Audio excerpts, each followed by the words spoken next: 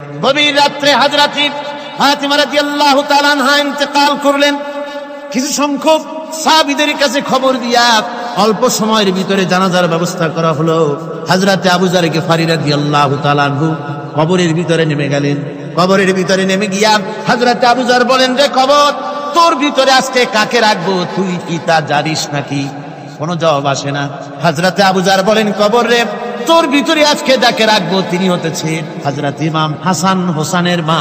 বেহেশতের সমস্ত জওয়ানদের সরদার হবেন যারা, সেই দুইজনের মা তোর ভিতরে রাখবো, খবরদার বেয়াদবি করবি না। কোনো জবাব না পেয়ে হযরত আবু যর বলেন, ওগো কবরের মাটি, তোর ভিতরে কাকে রাখবো কি জানিস? আসাদুল্লাহিল গালিব, দুনিয়ার সমস্ত কাফেরদের বিরুদ্ধে আল্লাহ রাব্বুল আলামিন যাকে বাঘ বানিয়ে পাঠালেন, সেই হযরতে আলী তার স্ত্রী রেখে যাব, খবরদার বেয়াদবি করবি না। কোনো জবাব আসে না।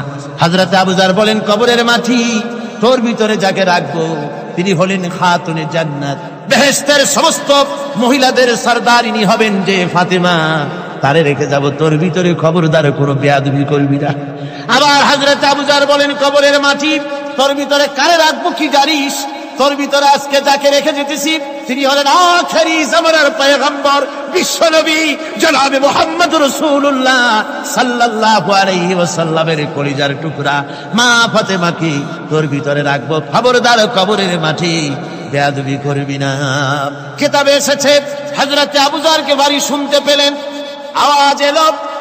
আওয়াজ এলো, কে যেন বলতেছে, রে আবু যর, আমি ফাতেমা কি চিনি না, হাসান হোসেনের মা কি চিনি না, আলীর স্ত্রী চিনি না, রাসূলের মেয়ে মা ফাতেমা কি চিনি না।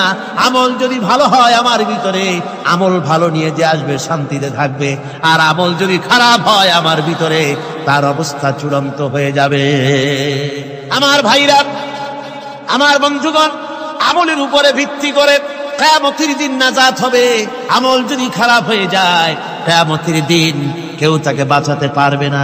এই জন্য কিয়ামতের ময়দানে, হাসরের দিনে আল্লাহর হাবিব জনাবে মুহাম্মদ রাসূলুল্লাহ সাল্লাল্লাহু আলাইহি ওয়াসাল্লাম সিজদায় পড়ে কাঁদতে থাকবেন। আল্লাহ রাব্বুল আলামিন বলেন, হাবিব রে, আপনি কাঁদেন কেন?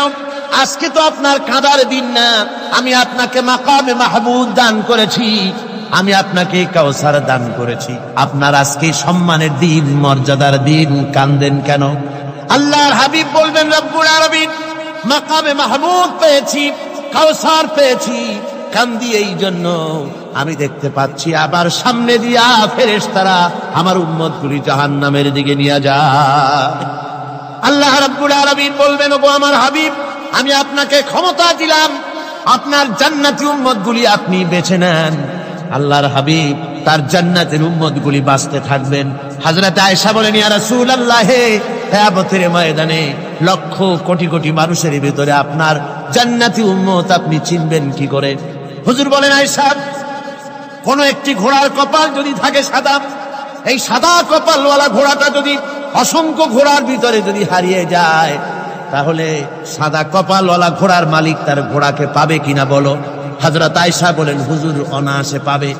আল্লাহ রাব্বুল আলামিনের হাবিব বলেন, আয়েশা রে, কিয়ামতের ময়দানে আমার যেই উম্মতেরা নামাজি ছিল, দিনদার ছিল, পরেজগার ছিল, দুনিয়ার বুকে ঈমান নিয়ে যারা চলাফেরা করেছে, আমার দিন কায়েমের, আল্লাহর দ্বীনের জন্য যারা কাজ করেছে, ওদের চেহারা নূর চমকাতে থাকবে, ঈমানের নূর কিয়ামতের দিন চমকাতে থাকবে।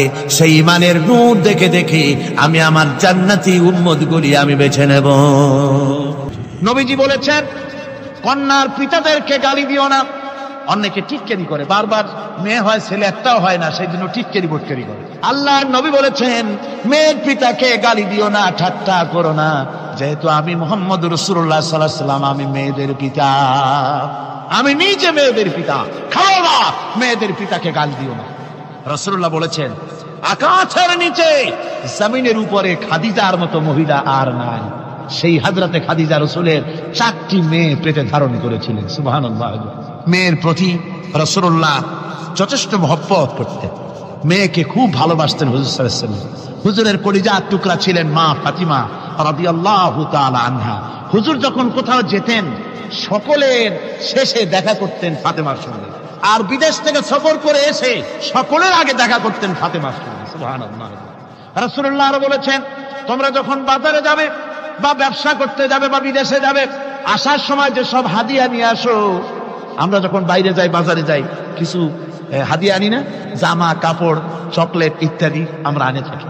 রাসূলুল্লাহ বলেছেন, হাদিয়াগুলি তোমরা যারা বিদেশে যাও, বাজারে যাও, হাদিয়া আনবে, আর এনে ঘরের মধ্যে ঢুকে তা শুরু করবে মেয়েকে দিয়ে।